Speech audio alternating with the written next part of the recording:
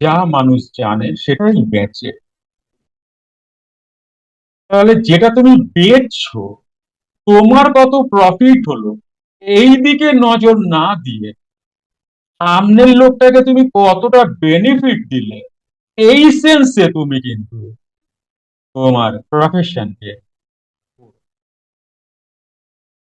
সামনের লোক যেন ভ্যালু পায়, তা দিচ্ছেন, তার 10 টাইমস বেশি তুমি তাকে প্রোভাইড করবে।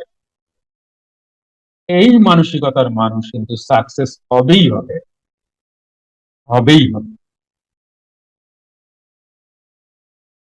আগের সপ্তাহে টানা 10 দিন আমার জ্বর ছিল, টানা 10 দিন। তোমরা কেউ টের পেয়েছো? এবং জ্বর কাঁপুনি দিয়ে।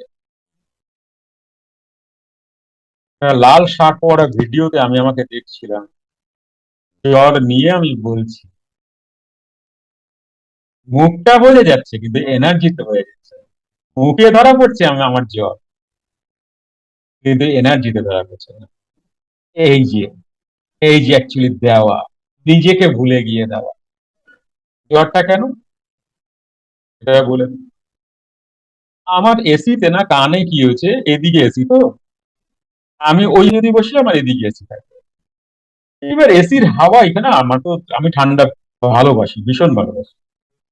এই হাওয়া কন্টিনিউ এসে এসে না এখানে, এখানে একটা হয়েছে হ্যামারিং। আর একটা হয়েছে, আমি না ভাত খাওয়ার পর ঠান্ডা দই খাই। ঠান্ডা দই মানে একদম ঠান্ডা।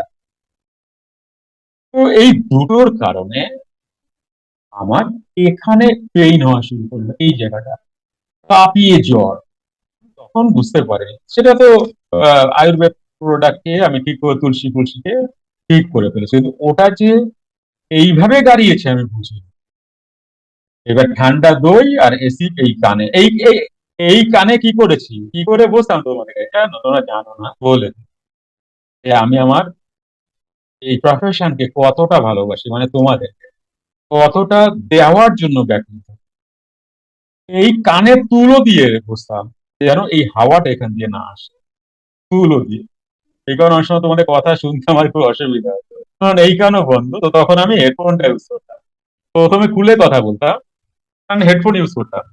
তো আমি শুনতে পাইনি, এরকম একটা আনইজি ফিল, একটা গান পুরো বন্ধ কেমন লাগে। তারপরে এইটা দেওয়া শুরু করছি। এখন এখন আছে, এসি নেই, আছে ঠান্ডা নেই, আজকে তুলো দেওয়া নেই।